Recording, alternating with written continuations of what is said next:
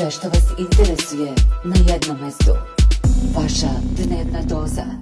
Prijavite se. Razočarani gosti jednog ugostiteljskog objekta u Korčuli požalili su se da im uz 2 šoljice kafe nisu poslužili ni čašu vode, a inače je običaj u skoro svim kafićima i restoranima da se kafa služi uz vodu.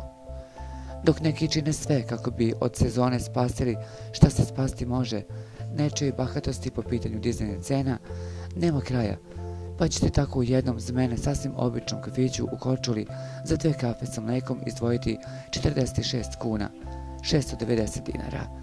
Cena kao na Stradunu, a lokacija i nivo elitnosti sasvim običan. Šok bi se možda lakše podneo uz onu standardnu čašu vode koja se služi uz kafu, ali ovog puta nije bilo, rekao je razočarani gost, čiji je račun objavljen na Facebook stranici Dnevna doza prosječnog Dalmatinca. U lokalu u kojem je servirana skupa kafa